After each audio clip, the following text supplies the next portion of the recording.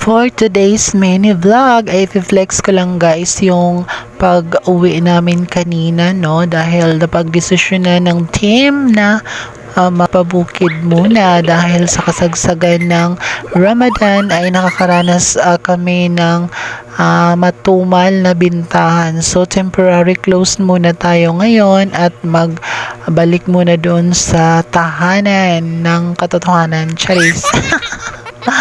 Ayan, sinarado muna natin yung pintuan, no? Yung pinaka-gate ng tindahan. For the meantime, ay close muna natin to habang Ramadan pa at pag natapos na yung Ramadan ay saka kami babalik dito at mag-reoperate na. Ayan, pauwi na. Papunta muna na kami doon sa yung pinaka-terminal dito talaga. Luckily, malapit lang ang terminal dito kaya hindi na kami mahirapan pa na maghanap ng masasakyan. Dalawa pa lang option namin dito guys. Pwede kang mag-VR at pwede rin yung bus. Pero mas may kamahalan yung VR or van na tinatawag dito at mas mura yung bus kaya bus yung pinili namin at kasi komportable din dito yung mister ko na magpabas lalo na pag open yung bintana kasi ito kasi yung niya kadalasan kasi siya guys nahihilo ganyan tapos wala pa kaming dalang panghaplas. Ayan no, nagbayad din tayo ng 3 ticket niyan worth of 125 guys. Ayan, 3 kami. Nakabayad din ako ng 375. Ayan no, nakarating din kami dito sa Mucas port or terminal pala. At ihing-ihi na talaga ako at nakapasok ko dito sa maruming CR. Ito talaga ang problema sa public CR guys. Marumi, di mo talaga nag-expect ka na talaga na madumi yung dahil hindi responsible na maglinis nila after gumamit ng CR. Ayan, pabalik na rin ako sa bus na aming sinakyan.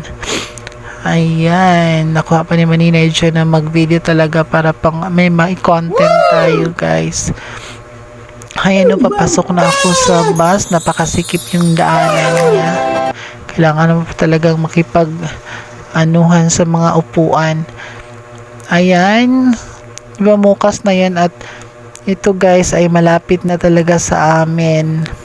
Ilang munisipyo din ang dadaanan namin bago kami makarating sa bayan ng Tubod kasi from Iligan is mga ilang municipality pa siguro 5 ganyan at nung kami doon sa terminal ay alas 5 na tapos mahina pa yung takbo ng bus at nakarating kami dito sa bayan ng Tubod terminal ng gabi na, mag alas 8 na.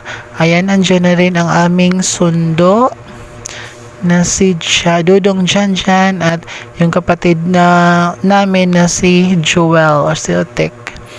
Ayan, pasakay na rin kami kasi gutom na kami yan. Wala pa kaming guys, hapunan. From terminal ay may kami mga 10 minutes pa ang takbo saka kami makarating sa bahay. Ayan, dumating na kami talaga sa bahay. Pagdating talaga sa bahay guys ay diretso talaga ako sa aking 4 baby. Ayan, ang kulit-kulit. Diyan talaga ako diretso sa kanya, sa aking anak. Consider ko na yung baby ko na yan. Napakakulit. Tuwang-tuwa yan siya guys pag darating ang mami niya. Yan, magkikiss yan, didilaan ka, ganyan siya ka likot pag dumating ang mami niya. And ayan, kumain rin kami. Thanks for watching guys. Hanggang dito na lang. Hanggang sa susunod na mga videos ko. Don't forget to follow me and share this video para malaman ko kung saan umabot yung video natin. Bye bye! Paalam!